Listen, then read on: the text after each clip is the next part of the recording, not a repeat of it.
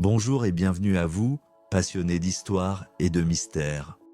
Aujourd'hui, nous allons plonger ensemble dans l'une des reliques les plus fascinantes et controversées du christianisme et de l'histoire universelle. La Sainte Lance, aussi appelée la lance de Longinus, un objet entouré de foi, de légendes, mais aussi de pouvoir politique et de conquête qui a traversé les siècles comme un témoin silencieux des plus grands bouleversements. Installez-vous confortablement, car ce récit va nous emmener des collines de Jérusalem jusqu'au trône des empereurs, au cœur même des batailles et des intrigues de pouvoir. Et pour commencer, revenons là où tout a débuté, au sommet du Golgotha le jour de la mort de Jésus. Il existe des objets qui traversent les siècles comme des témoins silencieux de l'histoire.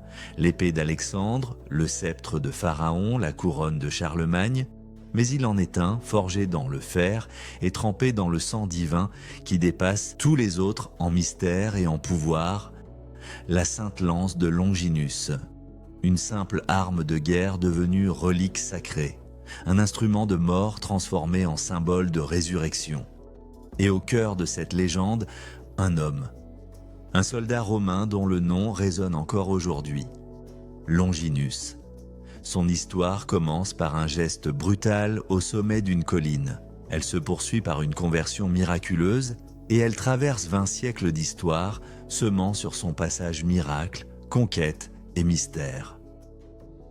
Jérusalem, l'an 33 de notre ère. Le soleil se voile d'un linceul sombre au-dessus du Golgotha. 3 croix se dressent sur la colline maudite et au centre, un homme agonise. Jésus de Nazareth, le rabbi qui prétendait être le Fils de Dieu, vient d'expirer dans un dernier souffle. Autour de la croix, les soldats romains attendent. Leur mission n'est pas terminée. Selon la loi juive, aucun corps ne doit rester suspendu pendant le sabbat. Il faut briser les jambes des condamnés pour hâter leur mort. Mais Jésus ne bouge plus. Est-il vraiment mort? Ou bien simule-t-il comme certains condamnés tentent de le faire? Un centurion s'avance. Dans ses mains, une lance de guerre romaine, longue et effilée. La tradition lui donnera plus tard un nom, Gaius Cassius Longinus. D'un geste sec, précis, militaire, il perce le flanc droit du crucifié. À ce moment, raconte l'évangéliste Jean, il en sortit aussitôt du sang et de l'eau. Le soldat reste figé. Ce qu'il vient de voir n'est pas ordinaire. Un cadavre ne saigne pas ainsi. Et cette eau, d'où vient-elle ? Mais ce qui le trouble plus encore, c'est le silence. Cet homme qu'il vient de transpercer ne crie pas, ne maudit pas, ne se débat pas. C'est comme si, à travers cette plaie béante, quelque chose de plus grand, de plus mystérieux, se révélait au monde. Mais qui était donc ce soldat romain dont le geste allait marquer l'histoire ? Les évangiles canoniques ne donnent pas son nom. Ils parlent simplement d'un soldat qui perça le Christ.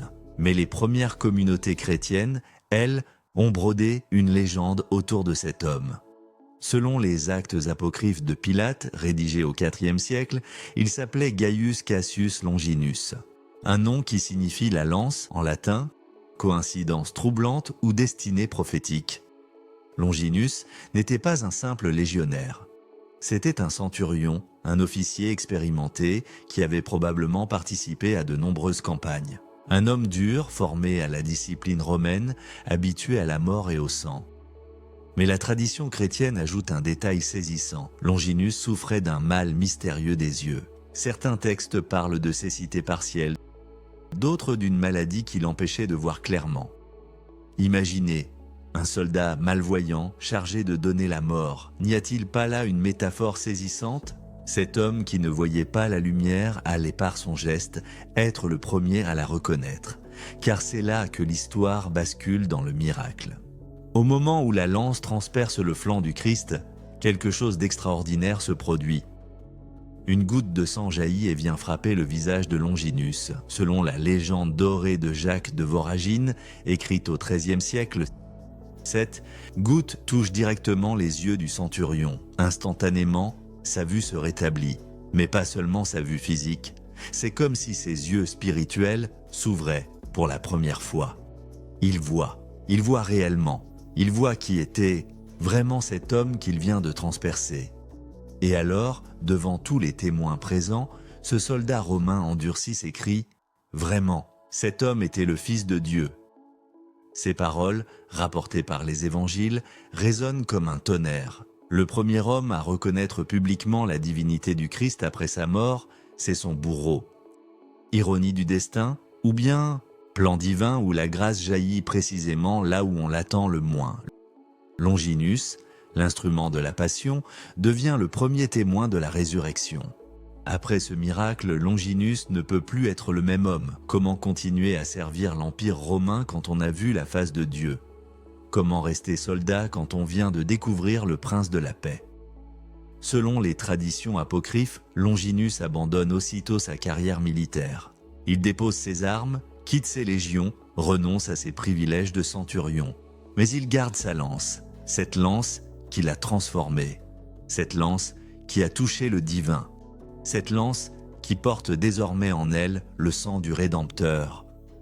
Longinus devient alors ce qu'il n'aurait jamais imaginé être, un disciple du Christ. Il parcourt les routes de Palestine, puis de l'Empire, témoignant de ce qu'il a vu.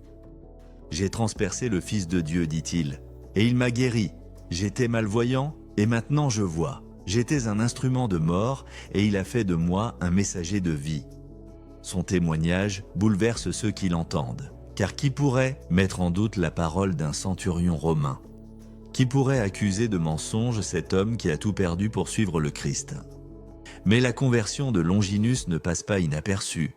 L'Empire romain ne tolère pas la désertion, encore moins quand elle s'accompagne de prosélytisme chrétien. Les autorités lancent des recherches pour retrouver le centurion rebelle. Selon la tradition, Longinus finit par être arrêté. On lui propose un choix, renier sa foi et retrouver son grade ou mourir. L'ancien soldat, qui avait jadis fait couler le sang des autres, choisit de verser le sien pour le Christ. Certains récits situent son martyre en Cappadoce, d'autres en Palestine. Le lieu importe moins que le symbole. Celui qui avait donné la mort au Sauveur accepte de mourir pour lui.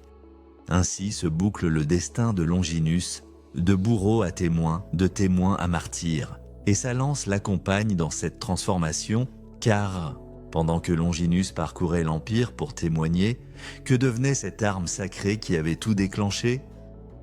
Après la crucifixion, la lance de Longinus ne disparaît pas dans les méandres de l'histoire. Les premiers chrétiens comprennent immédiatement que cet objet n'est pas ordinaire. C'est la seule arme qui ait touché le corps divin du Christ. Elle porte en elle le témoignage tangible de la Passion. Dès le IVe siècle, des pèlerins mentionnent son existence à Jérusalem. Saint Jean Chrysostome, dans ses homélies, évoque déjà cette lance comme une relique vénérée.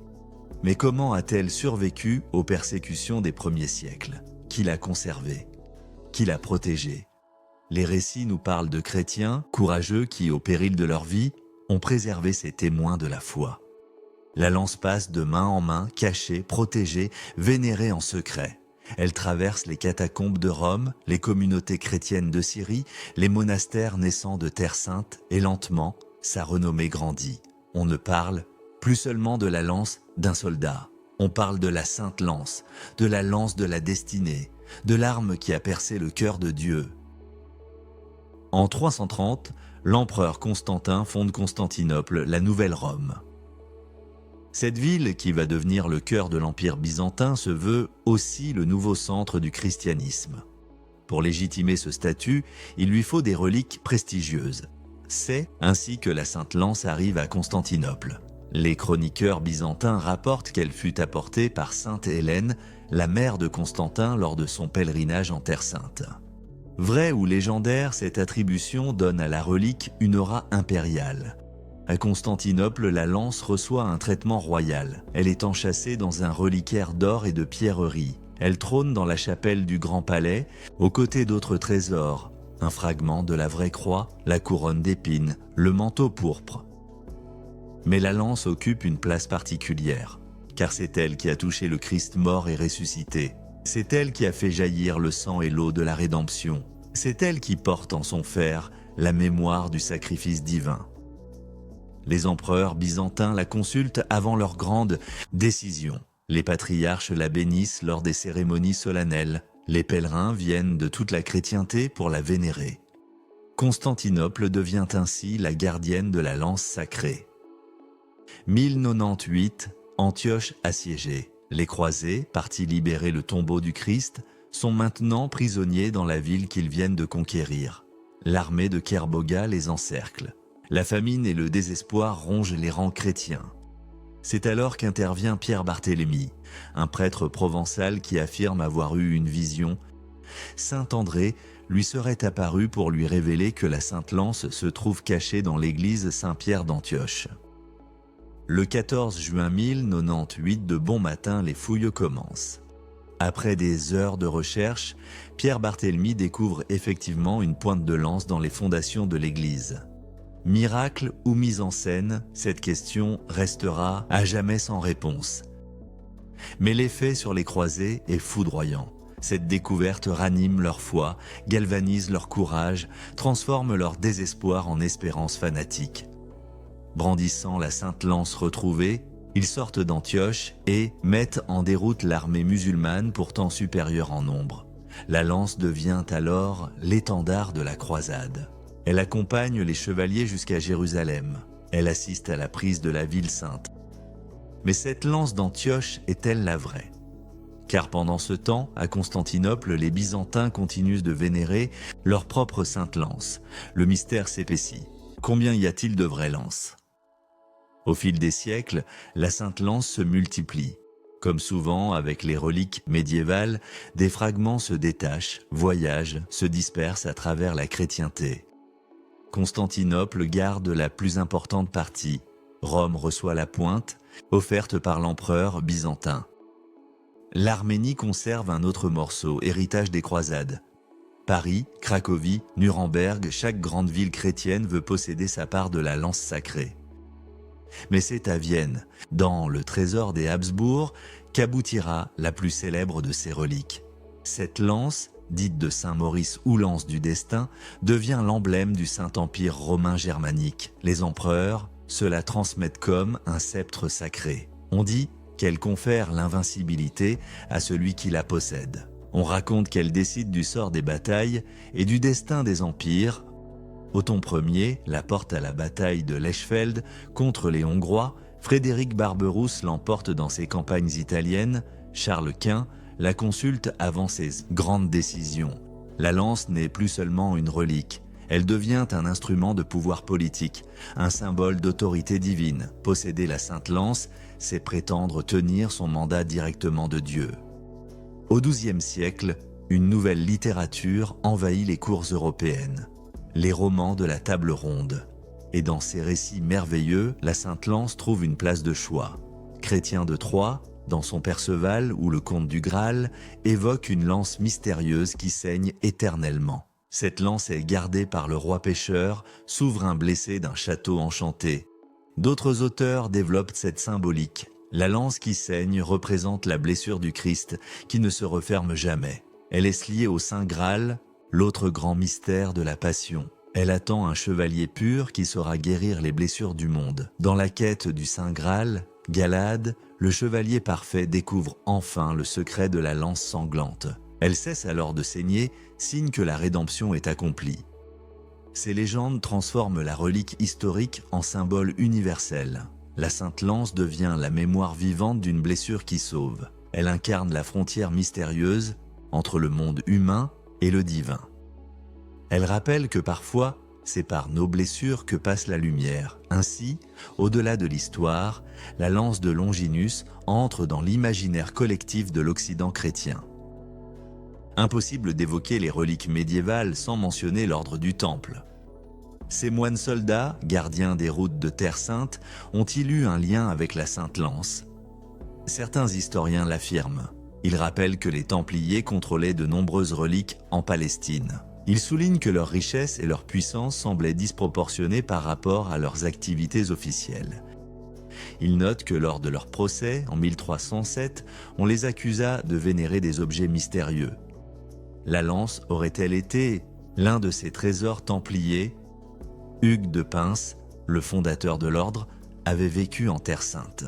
Il connaissait les traditions locales sur les reliques de la Passion. Il avait les moyens et l'autorité nécessaires pour acquérir des objets sacrés. quand les Templiers furent supprimés, leurs biens disparurent mystérieusement. Certains évoquent un trésor caché, emporté par les derniers chevaliers. D'autres parlent de reliques secrètement mises à l'abri. La Sainte Lance aurait-elle fait partie de cet héritage occulte? Le mystère demeure entier, mais il nourrit encore aujourd'hui l'imaginaire de ceux qui cherchent les secrets de l'histoire. Avec la Renaissance viennent les questionnements.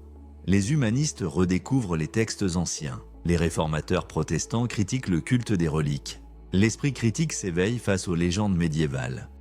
Martin Luther dénonce l'idolâtrie des reliques catholiques. Erasme ironise sur leur multiplication miraculeuse. Les savants commencent à appliquer des méthodes d'analyse aux objets sacrés. La Sainte Lance n'échappe pas à ces remises en question. Combien y en a-t-il? Laquelle est authentique? Les analyses révèlent que certaines datent d'époques tardives, d'autres montrent des traces de réparation suspectes. Mais paradoxalement, cette critique renforce la fascination pour la vraie lance. Si tant de fausses existent, c'est bien qu'il y en a une vraie quelque part. Les collectionneurs se passionnent pour cette quête. Les érudits multiplient les recherches, les princes rivalisent pour posséder la relique la plus authentique. La lance de Vienne, celle des Habsbourg, résiste mieux que d'autres aux examens. Elle devient peu à peu la référence, celle que tous reconnaissent comme la plus probable, mais elle va bientôt attirer l'attention de personnages bien plus sombres. 12 mars 1938, l'Anschluss. Les troupes allemandes entrent dans Vienne. Hitler réalise enfin son rêve de rattacher l'Autriche au Reich, mais le Führer ne s'intéresse pas seulement à la géopolitique. Depuis sa jeunesse viennoise, il est fasciné par l'occultisme et les objets de pouvoir. Et parmi tous ces objets, il en est un qui l'obsède particulièrement. La Sainte Lance, conservée dans le trésor des Habsbourg. Selon Trevor Ravenscroft, auteur de The Spear of Destiny, Hitler aurait découvert cette relique lors d'une visite au musée de la Hofburg quand il était encore un jeune artiste raté. Face à la lance, il aurait ressenti une révélation mystique. Il aurait compris qu'elle était la clé du pouvoir absolu. Il aurait juré de s'en emparer un jour. Mais les faits sont là. Dès l'annexion de l'Autriche, Hitler fait transférer la lance à Nuremberg, dans l'église Sainte-Catherine-Nuremberg, la ville des grands rassemblements nazis, là où se déroulent les sinistres congrès du parti qui doit devenir la capitale spirituelle du Reich millénaire. La Sainte Lance devient ainsi, malgré elle, le talisman du Troisième Reich, ironie glaçante. L'arme qui avait percé le prince de la paix sert maintenant d'emblème au régime le plus meurtrier de l'histoire. Avril 1945, le Reich s'effondre. Les armées alliées convergent vers l'Allemagne en ruine. Nuremberg, la ville sacrée du nazisme, va bientôt tomber. Le 30 avril 1945, à 14h10 précisément, les troupes américaines pénètrent dans l'église Sainte-Catherine. Elles découvrent la Sainte Lance, abandonnée par les soldats allemands en fuite. La prophétie ancienne semblait se réaliser. Celui qui perd la lance perd aussi son pouvoir. Le général Patton, qui dirigeait les opérations, était-il conscient de la dimension symbolique de cette découverte? Savait-il qu'il venait de briser un sortilège vieux de 7 ans? Les Américains rapatrient immédiatement la lance en Autriche. Elle retrouve sa place dans le trésor de la Hofburg à Vienne. Elle y repose encore aujourd'hui, sous bonne garde, mais cette parenthèse sombre de son histoire pose une question troublante. Les objets sacrés peuvent-ils être détournés par le mal, ou bien leur pouvoir authentique réside-t-il ailleurs que dans la superstition? Où est la vraie lance aujourd'hui? Rome prétend en détenir la pointe, enchâssée dans l'un des piliers de Saint-Pierre. Vienne expose fièrement sa relique dans le trésor impérial. L'Arménie revendique elle aussi l'authenticité de sa lance de Guégar. Et d'autres prétendantes existent encore, à Cracovie, à Paris, à Antioche. Les analyses scientifiques modernes n'ont pas tranché le débat, certaines datent effectivement de l'époque romaine, d'autres révèlent des métaux postérieurs. Toutes portent les traces de modification, de réparation. Mais au fond, la question de l'authenticité matérielle est-elle l'essentiel? Car ce que nous révèle l'histoire de la Sainte Lance, c'est autre chose. C'est la formidable puissance symbolique d'un objet qui transcende ses origines. Qu'elle soit vraie ou non, La lance de Longinus porte en elle une vérité plus profonde. Elle rappelle que parfois, c'est par nos blessures que passe la lumière. Elle témoigne qu'un geste de violence peut se transformer en révélation. Elle proclame que même les bourreaux peuvent devenir des saints. La lance n'est plus seulement une relique. Elle est un miroir où l'humanité contemple ses contradictions, sa capacité au mal et sa soif de rédemption, sa violence et sa quête de paix, ses ténèbres et son aspiration à la lumière, et c'est peut-être là son véritable miracle. Non, pas d'avoir percé le flanc du Christ, mais de continuer, 20 siècles plus tard, à transpercer nos cœurs. Que reste-t-il aujourd'hui de Longinus, le centurion malvoyant qui retrouva la vue? Son nom résonne encore dans les liturgies orientales qui l'honorent comme un saint. Sa légende inspire encore les artistes, les romanciers, les chercheurs de mystères. Sa conversion continue de fasciner tous ceux qui s'interrogent sur la possibilité du changement radical, car Longinus incarne une vérité universelle. Il n'est jamais trop tard pour ouvrir les yeux. Il n'est jamais trop tard pour changer de camp. Il n'est jamais trop tard pour passer de la mort à la vie. Et sa lance, elle continue de voyager, de fasciner, de déranger. Elle reste ce qu'elle a toujours été, une arme transformée en relique, un instrument de mort devenu symbole de résurrection, un morceau de fer qui porte en lui la mémoire d'une blessure éternelle, la blessure par laquelle l'amour divin s'est répandu dans le monde. Ainsi s'achève cette extraordinaire épopée de la Sainte Lance. Mais au-delà des analyses, des polémiques, des revendications d'authenticité, demeure l'essentiel. Cette lance nous parle.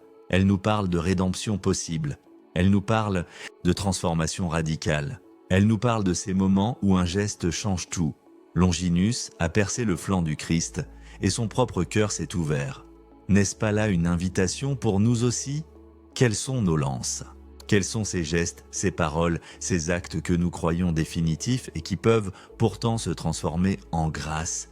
Car c'est cela, le véritable miracle de la Sainte Lance. Non pas son pouvoir magique sur les empires et les batailles, mais sa capacité à nous révéler que nos blessures peuvent devenir des bénédictions, que nos fautes peuvent se changer en sagesse, que nos ténèbres peuvent laisser passer la lumière. Comme Longinus, nous portons tous en nous cette possibilité de conversion. Comme lui, nous pouvons passer de l'aveuglement à la vision. Comme lui, nous pouvons découvrir que celui que nous croyions notre ennemi était en réalité notre sauveur. Merci d'avoir suivi cette plongée dans l'une des légendes les plus fascinantes du christianisme. Et vous, que pensez-vous? La Sainte Lance relève-t-elle de l'histoire authentique ou du mythe spirituel? Croyez-vous qu'un objet puisse vraiment porter en lui une force surnaturelle? Partagez vos réflexions dans les commentaires, j'ai vraiment hâte de découvrir vos points de vue sur cette énigme millénaire. N'oubliez pas de liker cette vidéo si elle vous a passionné et abonnez-vous pour découvrir d'autres récits extraordinaires et surtout, que la lumière qui a ouvert les yeux de Longinus éclaire aussi votre chemin. Souvenez-vous, parfois c'est dans nos plus grandes blessures que se cache notre plus belle guérison. Quelque part, dans le silence de nos cœurs résonne encore l'écho de cette vérité millénaire. Vraiment, cet homme était le Fils de Dieu.